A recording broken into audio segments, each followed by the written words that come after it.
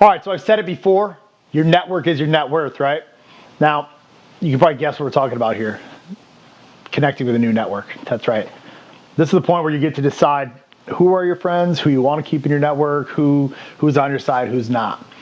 I want you to do a practice, okay? Literally, let's go through, write down the names of the people that you use drugs with, the names of the people that you met at the bars, the names of the people that were bringing, let's just call a spade, bringing stuff into your life that you don't necessarily need to have in your life. Now, in my case, that person was me a lot of the times. More often than not, I was the influencer versus the guy that was like, hey, let's go out, I was the guy.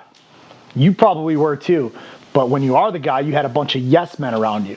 See, I know that because a lot of you guys I talk to, or I've been coaching now for the past year or so, a lot of you guys have told me about like the yes men and the network of the people that are around, that they're just there because they want the free dinners, they want the fucking good looking girls, they want the beer, they want the limos, they want all that shit, right? So what I want you to do today is actually look at the network before we connect with the new network and get out a pros and cons list. Write all their names down, right? Bob, Ted, Steve, Jim, Bill, whatever, doesn't matter. Write their names down. What do they bring to the table?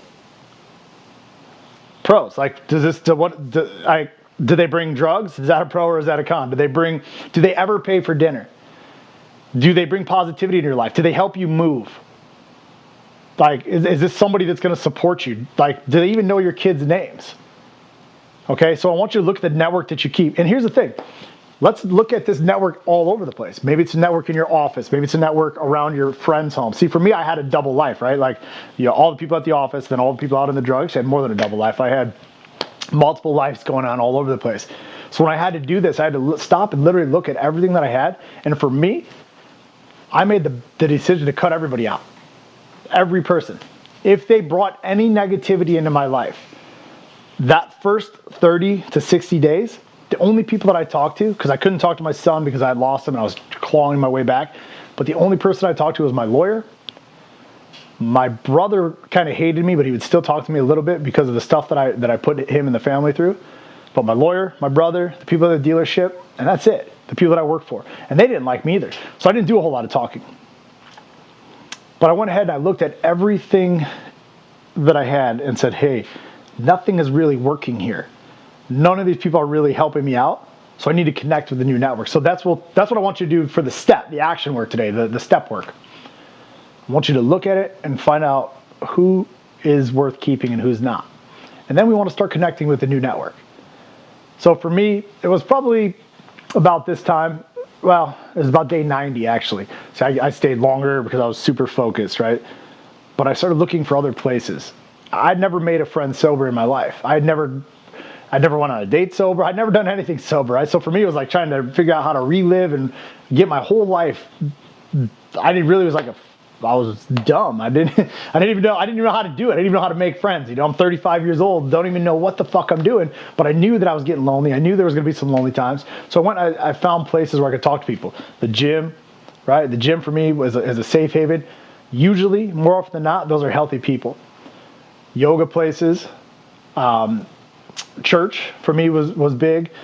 The beach, right? Going down to like the ocean, people walking their dogs, dog parks, you name it. See, you can put yourself where people are doing good things. I used to think that the only people that really mattered and that existed were the people who were out partying at those bars. We're going to talk about later about some social patterns and some behaviors that I still have to this day. But I used to believe that these are where my network were. These were the people. This is the only place I could make friends. So what I want you to do right now is like, look in my town. Where can I go today to talk to somebody? I just gave you a couple good examples. I actually suggest you start right there. The church that you belong to, maybe your kid's school. If you want to catch an AA meeting, those people there, usually it's a little negative. Sometimes you might be able to catch a good one, but maybe there's some people there that you can connect with, that you can start getting into some friendships. But the church always has like some small groups, right? Some little groups of people that you can get connected with. The gym, you can always find somebody to talk to. There's somebody there. So the 2 steps today with connecting to the network. 1, let's figure out what shit we can get rid of if they're not adding or taking away. And let's plan a situation that we can put ourselves into. Might feel awkward as fuck, but we can put ourselves into and we can start building that new network. Get to work on that today. We'll see you back here tomorrow for day 14, which is what? 2 days away. from halfway through the month. You're doing amazing.